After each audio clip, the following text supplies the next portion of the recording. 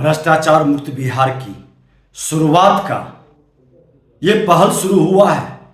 Case में नाम रहने पर इस्तीफा तो चार्जशीट होने पर इस्तीफा क्यों नहीं, मुख्यमंत्री जी जवाब देना होगा। 2017 में मात्र छापा पड़ने पर सरकार से अलग किया तो अब मुकदमा और चार्जशीट पर भी कार्रवाई क्यों नहीं होगी। शासन में दोहरा मापदंड राज्य में अराजकता का प्रमुख कारण बनता है, आपसे बेहतर कोई नहीं जानता। भ्रष्टाचार पर जीरो टॉलरेंस की बात करने वाले की खुल रही है पोल। राजद का स्थापना दिवस बिहार की बदहाली शुरू होने का दिवस है। पूरा बिहार के अंदर भ्रष्टाचार और अपराध का शुरुआत उसी दिन से हुई। उप मुख्यमंत्री जी तेजस्वी यादव जी पर सीबीआई द्वारा चार्जशीट मामले पर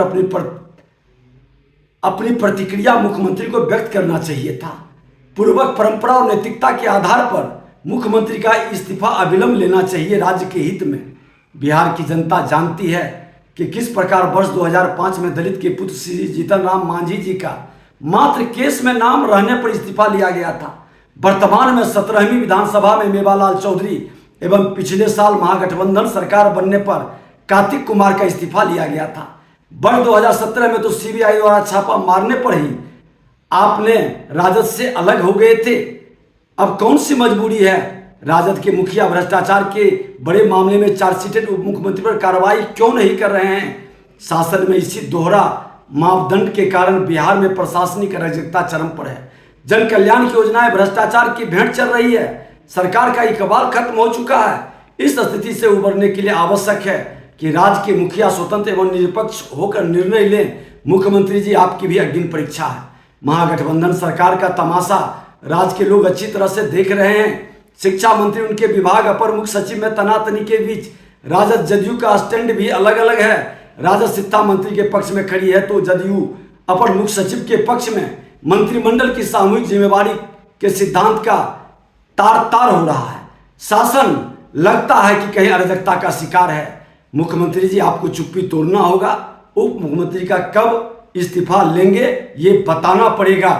राजद स्थापना दिवस मना रही है और आप देख रहे हैं कि देश के प्रधानमंत्री जो ईमानदार चरित्रवान राष्ट्रवादी उन पर प्रहार कर रहा है। एक भ्रष्टाचारी सजायाफ्ता कोर्ट से जिनको माननीय न्यायालय ने सजा दिया वो व्यक्ति प्रधानमंत्री को धमका रहे हैं, प्रधानमंत्री पर प्रश्न उठा रहे हैं।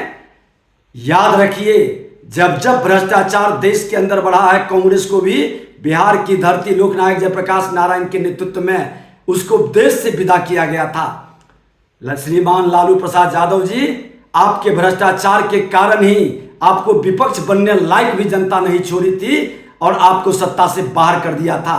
मुख्यमंत्री जी ये आपके पाप का फल है कि राजद आज सत्ता में भागीदारी ही नहीं कर रहा है, आपके कुर्सी की दावेदारी कर रहा है और इसके कारण आज आप डरे सहमे लाचार बेबस बने हुए हैं। बिहार की जनता इस बार राजद जदयू और कांग्रेस ये तिक्रमी से मुक्ति देगा और देश को ही नहीं देश का शुरुआत भ्रष्टाचार मुक्त बिहार से करेगा।